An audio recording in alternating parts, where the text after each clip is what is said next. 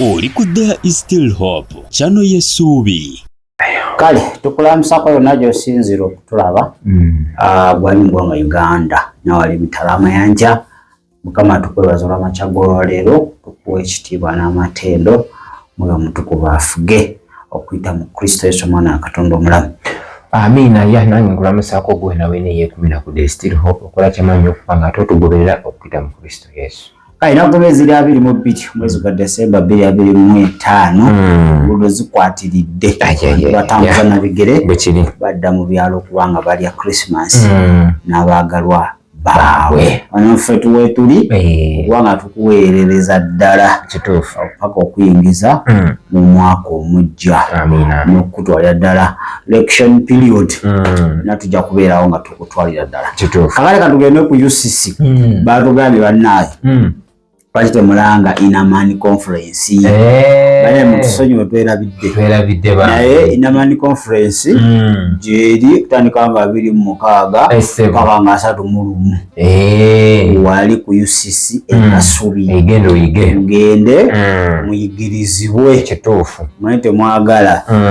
Gamba ntandu yange bakoze ki? Ebazikiridde. Okubula okola ki? Okumanya. Tigenda ofuna okumanya leme kuzikirira. Kituufu. Kale kale era tugeze ku UCC bwe kiri awala akaklipu enyimba za Judith zirabye Pastor Nelson Edalan omwerabidde kale yabadde agezaako okubanga ino oluyimba lwa Judith babirye lwe yabadde ayogerako luyimba olwo mwenna mulumanyi Mukama tuwa omwoyo kituufu gwe wasuubiza fena agamba nedda bannaaye Mukama yatuwadde omwoyo luyimba olwo alika lwabulamu ebirungo okusinziira ku ndagaano empya wandibanga mu bulamu lwabali ab'ensi abatanakkiriza natannabakukkiriza naye kati ffe abakkiriza ate tutandika oyimba mutuwa omwoyo ate nga wamutuwa alina ebiyinza okukonfusingamu naye ndowooza katusooke tukweka kiriipu ako bwe kiri okawulirize ate tusobole okuba nga tweyongerayo. Buli muntu yenna yenna omulokole every born again person abeera n'omwoyo omutukuvu has the Holy Spirit. Kati waliwo ebimu bye baatuyiyiza ennyimba. There are things that they composed for us like songs. Waliwo omulokole ayinza okulowooza mbu ye talina mwoyo. There is a born again who may think that they don't have the Spirit. Era n'ayimba nga Mukama tuwe omwoyo. And they begin singing, God give us the Holy Spirit. Naye nga kiba kikyamu. But that is wrong. Wakiri bandigambye nga Mukama tujuze omwoyo. They would rather sing, God fill us with the Holy Spirit. Jangu nyambeko. Come help me. Kino kye kibeerawo abooluganda. This is what happens, brethren. Bayibuli egamba. The Bible says, bw'obanga osomye mu Bakolinso ekisooka. If you read in 1 Corinthians, essula 12 n'akanyiriri akookusatu.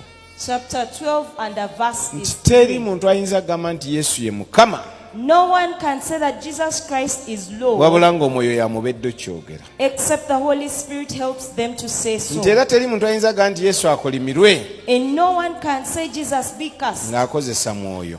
using the Spirit. N'olwekyo omuntu yenna Therefore everyone, oba munafu kyenkanawa however weak they are, naye amaanyi agamugambisa nti Yesu ye Mukama but the power that causes them to say that Jesus Christ is si Lord ka buntu is not human. agabeera mwoyo mutukuvu y'abayogerera mu ye. It is the Holy Spirit speaking through him. Omwoyo mutukuvu akola bw'ati. This is what the Holy Spirit does. bw'aba ajja mu bulamu bwo When he's coming into your life, ayiikamu olumu mu ngeri y'oluzunzu yiwamu katono. people following on radio, we have a glass and water is being poured in. Gy'okoma okwewaayo The more you yield yourself, kuba omwoyo mutukuvu kye tumulabyeko because what we've seen about the Holy Spirit, ayagala fellowship n'omuntu. he desires fellowship with a human. Era wali mu ssaala ya Pawulo And in Paul's prayer, yagamba he said, nti ekisa kya Mukama waffe Yesu Kristo. the grace of our Lord Jesus Christ. Nga ye Yesu bamulabako kisa n'okwagala kwa Katonda. They were seeing grace on Jesus and the love of Naye batuka God. ku mwoyo mutukuvu n'okussa ekimu fellowship But when it comes to the Holy Spirit, it is the fellowship. Omwoyo Omutukuvu ayagala fellowship. The Holy Spirit desires okusechi. Obwasseruganda okubeera awamu. Being together. No recognizinga presence ye. And you recognize his presence. Ebyo ebyokujja mu bulamu bwo. Coming into your life. N'omufuula ng'eyajja mu kaduukulu. As if he's into a prison. Tanyumyako naawe. He doesn't have a conversation with you. He doesn't desire naye buli lw'obeera naye. But every time you're with him. Ne wabaawo okwewaayo. And there is yielding. Nga mu kusoma Bayibuli. Like in reading the Bible. Nga yeeyongerako. Then it increases. Era oyongera okuwulira eddembe n'essanyu erya Mukama waffe mu. More water is poured in and then you feel the joy. N'obeerako mu kusinza. And then if you're in worship, nga yeeyongerako. He increases. Era ng'oyongera okuwulira emigwa egikutuka. And you feel chains being broken. Ne weeyawulako mu kusiiba. And you set apart in nga yeeyongerako. He increases. Omanyi buli muntu omukwano gwe ne Katonda gwina kye gumutuma okukola. Everyone's love with God sends them to do a particular thing. Nga bw'olaba omuzadde yakomyewo awaka. Just like you see a parent return home. Ng'alina omukwano n'abaana. Having love with his children. Akaana akamu kaggukira ku ngatto. One child goes to the shoe. Ne kaba nga kazisumulula.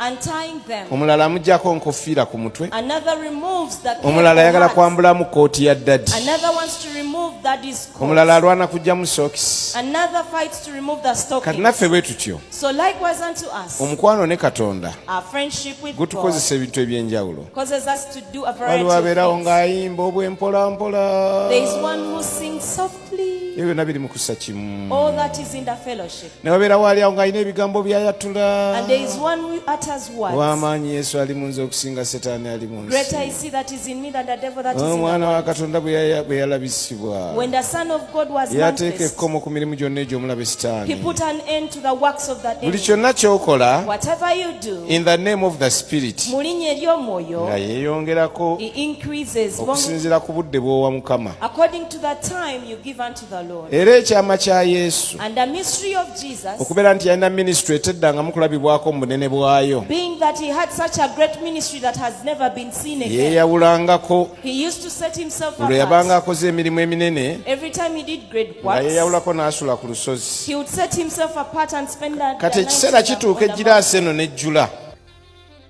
Kale oyo abadde omusumba Luzinda Nilisoli okuva ku muntu w'omunda e Kasubi ng'agezaako okulungamya ku luyimba olwa Judith Babirye Mukama tuwe omwoyo wo agamba naye namuto ate tumusaba ki omanyi waliwo statement oba yali conference nga yabaweereza kubanga waliwo statements nga z'abamagumba abaakuledda nga go owamata egenda kwesittaza ogenda bamugamba ne pastor is attacking mbwalumbye ali kulumba olwo oluyimba nga tuluyimba netwanga n'omwoyo akka naye nga tabataba kakati statement ejayogera ntuufu essebo twaweebwa dde omwoyo bwe kiri yagamba wesigenda temugafuna mwoyo kyo kituufu naye we yagenda n'atuwa omwoyo omutukuvu olwayogera naffe era tuli naye nagamba nti pozi singa yagamba tujjuze Mukama nzijjuze omwoyo naye okugamba nti ng'ate walokoka nti Mukama mpa omwoyo ate bali manyi waliwo wayatulira omwoyo yakukulembera noyatula kirabika nga ekisoomooza ate bangambye nti statement eri abato it's offensive beesitaaza naye eri abakuze mu mwoyo basobola okuba nga bagitegeera kubanga waweebwa omwoyo bwe kiri tokyalina ate mbu Mukama mpa omwoyo Mukama bano abaali mu nsi be batannaweebwa omwoyo wa Mukama kyo kituufu naye yalokoka omwoyo yakola ki yakuweebwa kyo kituufu kakati waliwo kubanga you backslid nga munaye waddako ennyuma buli wosesetuka n'ova mu kwagala kwa Katonda omwoyo agenda aweta oyinza okumekeza nga ofaananye ow'ensi oli empute kubanga onabadde akuyamba yagenze dda kati ndowooza awo soomukaabirira amukuddize era Mukama mpa omwoyo akomewo oyo gwe wasuubiza akomewo munze afuge n'abatanaba kukkiriza Kristo bwe kiri nabo that statement is very clear nnyo naye atambulire ne Kristo kubanga oli kutambula bonye ne Kristo eyo statement eri mu past omanyi kugwe ba mu past tense ekyo kituufu munnange omanyi ekyemmanyi kiri kimu ffenna tutambula olugendo naye waliwo wootuuka n'ogamba kino tekirina kuba kati bwe kiti kati kaŋŋendeko kweno level so nze kyemmanyi statement ye entuufu okusinza ku level gy'oliko ate statement ye eyinza okuba nga tokkaanya nayo era okusinziira ku level gy'oliko naye tetuli ku level eno nze kyemmanyi yali ayogerana n'abakuze eyo statement ogibulira akalokoka ntola oluyimba ayinza n'okubivaamu kandi kakati byebiki biri oluyimba buli omu aluyimba oluyimba lwoluyimba nolanga omwoyo asse naye kakati mutugamba bwate terugira teruvaayo okusinziira ku kalenti naye n'ekirala kyendabewo nti yalinga abangulako okufa tujjako akafuufu ku bwongo nti fe abatambudde ne Kristo leka tuleke okusaba essaala ng'eyo kati tugendeko ku gundi endala njibanga nti oluyimba lwabakuze mu mwoyo olina okuba nga kati you see very far ng'olabako munnaye wala alokole tuyige okulaba ewala amato gaaga nti omwoyo wuyo atambula gobanga omanyi the presence of the Holy Spirit is with you okubeerawo kwe kuli naawe obadde oŋŋamba andi kati oli kubuulira nza nti inooli obadde oŋŋamba nti tulina okuva ku bino byetugaa nti wuuyo kaniriza omwoyo tumwanirize wuyo kati tulina okuliwakula nti you feel the presence wuyo atambula ewaawe emizindaalo atuuse tobawulyangako mawira munanga gina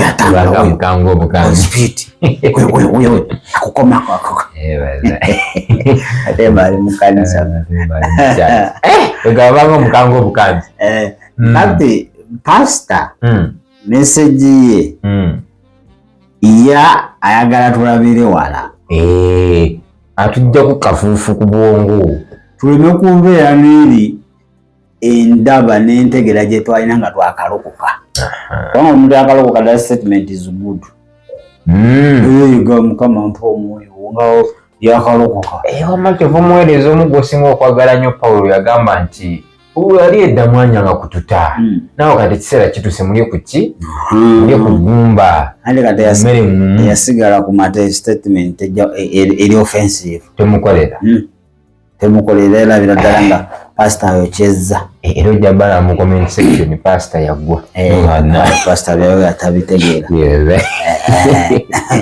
omwoyo mulina atonda wa tambula naffe naye pasita mutuufu nnyo ku level gy'oliko pasita oyinza okukwatokanya naye kusinza ku level ki gy'oliko kati kiri eriggwe discernment kiri eriggwe bamanze okusinza ku level yange gyendiko Mukama tuwe omwoyo ekyo Mukama tuweerero kusinza ku ki wooli munnange buli w'omuntu wali walabira omwezi n'enjuba nowanga ate oliko level gy'oliko agandi at least oyimbe nti Mukama nzijuza omwoyo wo iwe omwoyo omunda yange nzijuze okitegedde akanjijukiza akayimba ako ate era keejo bintu babitegeera mangu kati nawe ojja kuyimba otya ojja kuyimba wootyo level kuyiga tekuggwaayo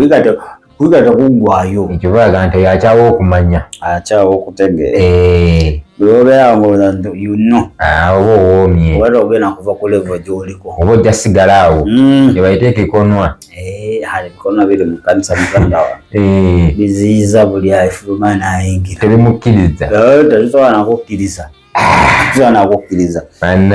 sobola gwokirabye otya statement eyo Musumba Nelson gy'ayogeddeko gwe ogiraba otya okusinziira okubikkulirwa gw'olina eri Kristo the revelation you have. Njukiza mukama waffe yali abuuza abantu be bano byatambula nabyo 12 abantu bagamba nzani yagamba nti gwe nabbi yagasimanyi gwe gundi mulowooza ebyo muyitira abantu bampitaani anti gwe Elijah gwe Musa atatemu gwe Kristo wa Katonda yali Peetero naye abasigadde balina ansa z'abali abasigadde nabo balina ansa z'abali naye Peetero yo bintu nga yali abitegeera mangu yali abitegeera mangu ne Peetero ate kirungi ki yali amenyeka mangu yalina omutima ogumenyeka mangu era wala ng'akoze ebitajja ng'amenyeka mangu onsaasire kituufu so kyekyo kyemisana ky'olwaleero kakikutuulemu kimunywereremu onoowulira otegeka ebikoko bya Christmas sooka otuule wansi okwa 25 ng'oli ogenda yimba otya Mukama tuwa omwoyo gwe wasuubiza abamu n'amagezi agabiyimba bagayaddeako nnyimba z'abaalieni bimenke byebigero bwegakubula efunako olunaku otambule ku Christmas mu maka g'abaloko ojja kakasa bia onkanze ngero noono emyenge gigabeera ku tebo nze naawe yakwasabyama singa obadde osobola okufunako ka permission nogendako mu maka g'abalokole manyi kati bana balinamu ku sente balina efiriji yo mu kisenge ateeka eyo noyingirayoko nokebera mulize wayini muli buli kika ky'omwenge ati njagamba gundi onywangako katono kukyolubuto omuyangamba nze sitamiira anti bayibuli egamba omwenge muki mugudaaze wotamiira sitamiiza mulekani oba tolina magezi nze sitamiira era sigenda mu bibaala byabwe mbuyanywako kagirasi akawisiki tulana kuwuliribwe niyewuutira neyenywera ayongerako okutamira kuba kimanyi okutamira kibi kugamba anywa kumalirawo kayonta mugaba Luganda nti mpe ekyandikibwa ekigamba onywako akatono kibi abantu twewolereza munnange twewolereza ate twasoma yaganze ate nze sikuteeka mu firiji y'omuddiiro nafiriji yage mu kisenge nteeka eyo nenywerangako mpola mpola abalokole banywera ddala omwenge mu bintu ze nkubuulidde si bonna naye mulimu abanywa omwenge nga tagenda mubaala tatamiira naye nga mbw anywerako wuwe alomanya oba yava mu bakatoliki ndowooza nga batanasiimukako katono enywako katono ne muganda wa